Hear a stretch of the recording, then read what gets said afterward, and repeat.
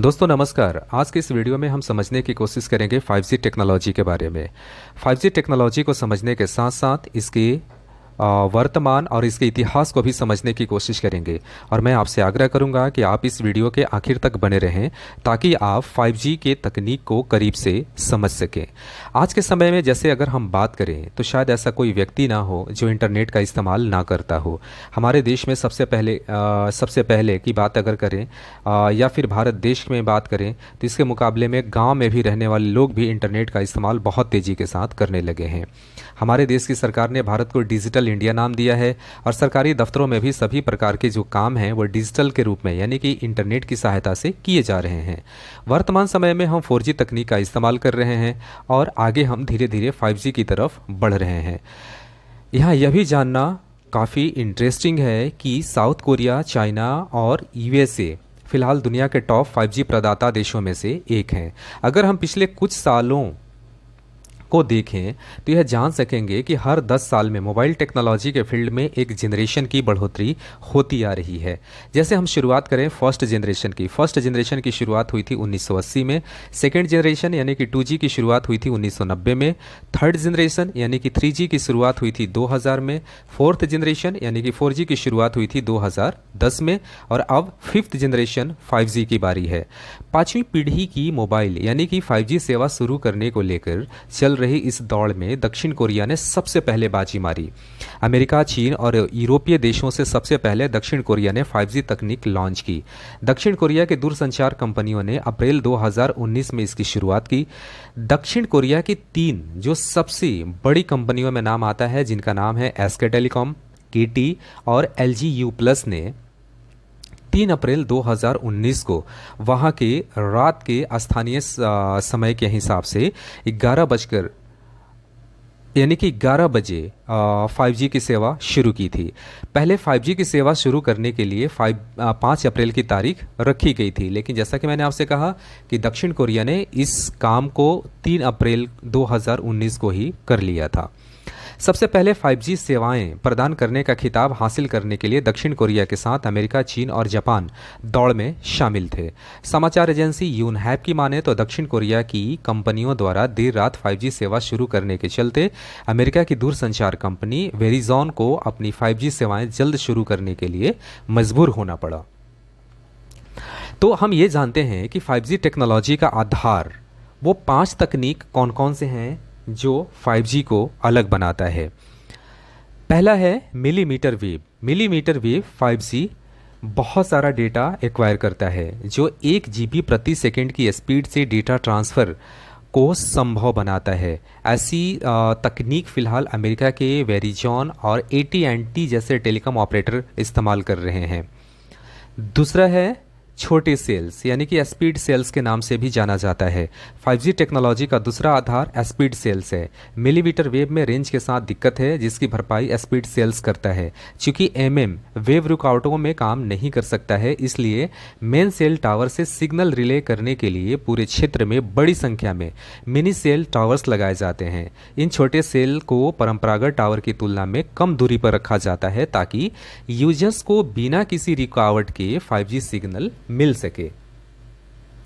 तीसरा है maximum memo की अगर बात करें तो 5G टेक्नोलॉजी का अगला आधार है मैक्सिमम मीमो यानी मल्टीपल इनपुट और मल्टीपल आउटपुट टेक्नोलॉजी।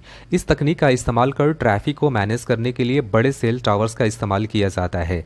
एक रेगुलर सेल टावर जिसे 4G नेटवर्क मिलता है वो 12 एंटीना के साथ आता है जो उस क्षेत्र में सेल्यूलर ट्रैफिक को हैंडल करता है। मीमो 100 एंटीना को एक साथ सपोर्ट कर सकता है जो अधिक ट्रैफिक रहने पर टावर की क्षमता को बढ़ाता है। इस तकनीक के सहारे आसानी से 5G सिग्नल पहुंचाने में मदद मिलती है। चौथा है बीम फॉर्मिंग एक ऐसा तकनीक है जो लगातार फ्रीक्वेंसी की कई सारे सोर्सेज को मॉनिटर कर सकती है और एक सिग्नल के ब्लॉक रहने पर दूसरे मजबूत और अधिक स्पीड वाले टावर पर स्विच कर देती है। यह सुनिश्चित करता है कि खास डेटा सिर्फ एक ही खास दिशा में जाए। और पांचवा है फुल डुप्लेक्स एक ऐसा तकनीक है जो एक समान फ्रीक्वेंसी बैंड में एक साथ डेटा को ट्रांसमिट और रिसीव करने में मदद करता है। लैंडलाइन टेलीफोन और शॉर्टवेव रेडियो में इस तरह की तकनीक का इस्तेमाल होता है। यह टू वे स्ट्रीट की तरह है जो दोनों तरफ से समान ट्रैफिक भेजता है।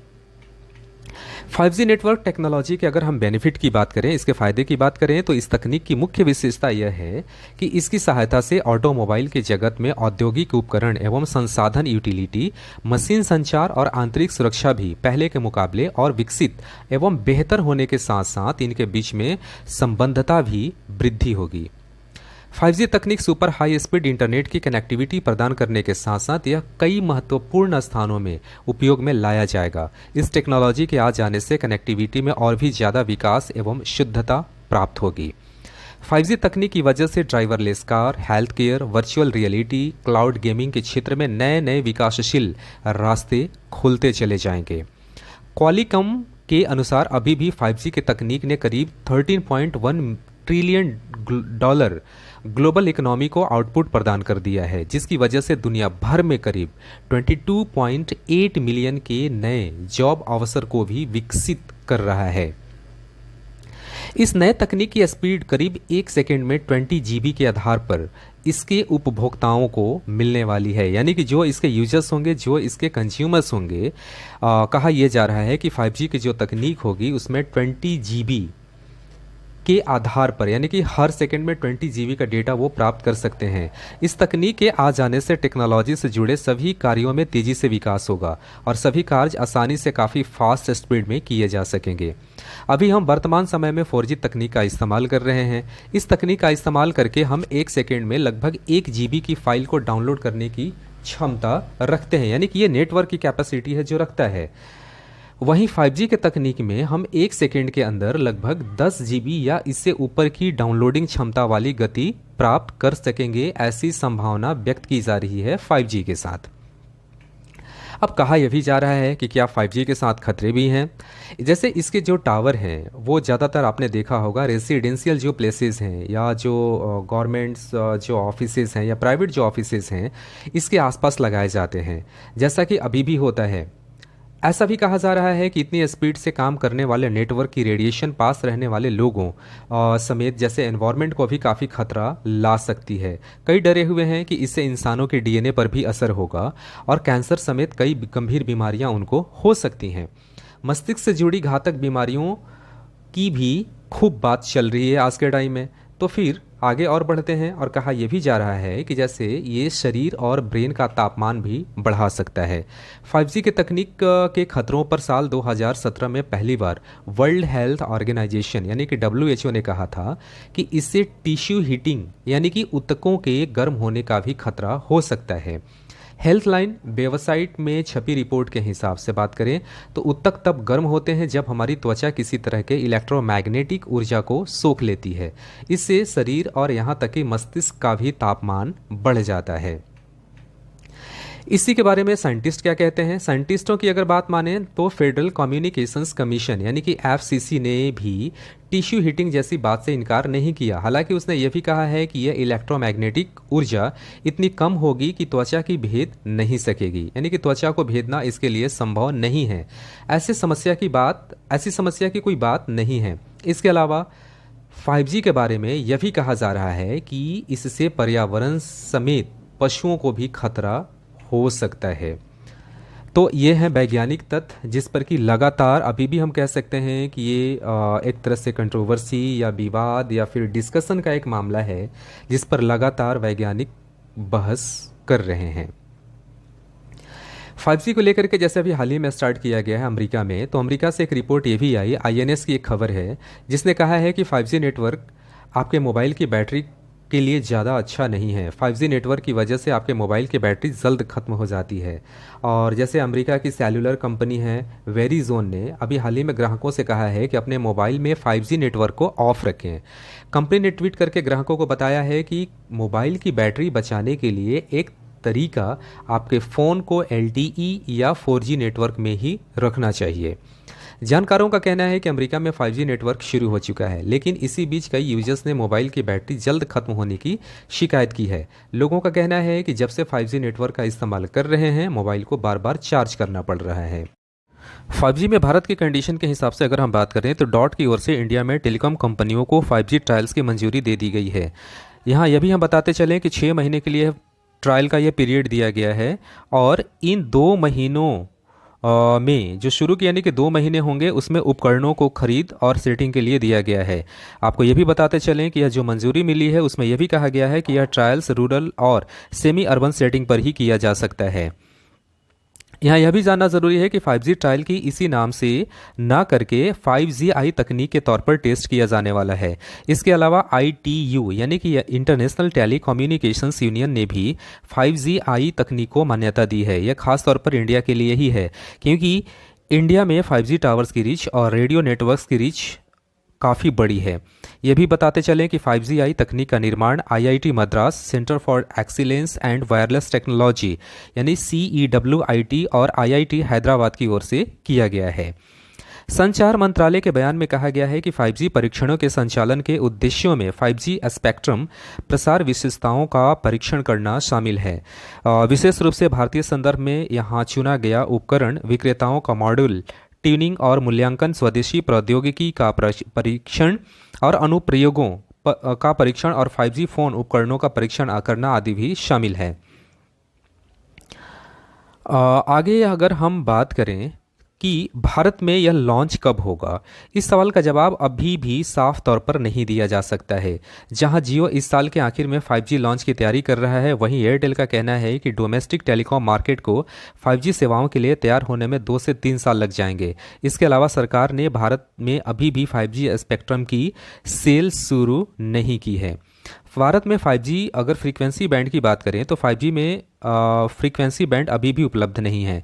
Telecom regulatory authority of India यानी कि ट्राई मार्च 2021 में 700 मेगाहर्ट्ज से लेकर 2500 मेगाहर्ट्ज का ऑक्शन कर रही है, लेकिन भारतीय टेलीकॉम ऑपरेटर्स के मुताबिक यह अपर्याप्त और देश में 5G रोल आउट पर प्रतिकूल प्रभाव डालेगा।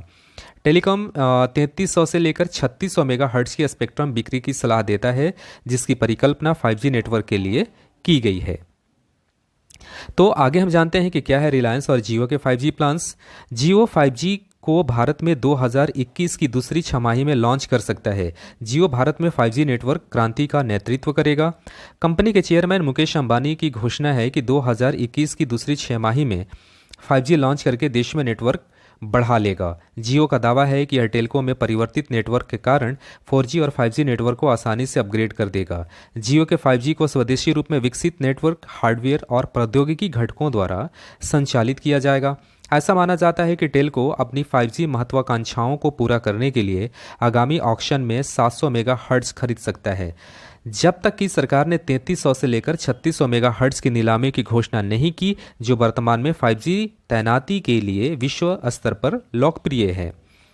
एयरटेल कितना है तैयार, ये भी जान लेते हैं। एयरटेल को देश में 5G लॉन्च करने की अपनी योजना का खुलासा करना बाकी है। कंपनी का मानना है कि मोबाइल प्रौद्योगिकी की अगली पीढ़ी को देश भर में लाने के लिए समय चाहिए। एयरटेल के मुख्य कार्यकारी अधिकारी गोपाल विट्ठल के अनुसार देश में अभी भी 5G पारिस्थितिकी तंत्र अविकसित है और यह स्पेक्ट्रम महंगा है। उनका कहना है कि 5G के साथ मूलभूत मुद्दा स्पेक्ट्रम लगता है, जो शीर्ष पर है। उन्होंने कहा कि टेलको 5G रेडी है। एयरटेल ने 2017 में भारत की पहले अत्याधुनिक massive multiple input multiple output memo तकनीक की तैनाती की घोषणा की थी, जो 5G नेटवर्क के लिए बहुत एनेबल है। कंपनी ने पहले ही बेंगलोर, कोलकाता में तकनीक को तैनात कर दिया है और देश में के अन्य क्षेत्रों में भी लगाने की होड़ में शामिल है। तो ये सारी जानकारियाँ थी 5G टेक्नोलॉजी के बारे में। उम्मीद है आपको पसंद आया होगा। हम आपके फीडबैक व्यूज़ का इंतज़ार करेंगे। आज यहीं तक, मिलते हैं फिर से अगले वीडियो में। धन्यवाद।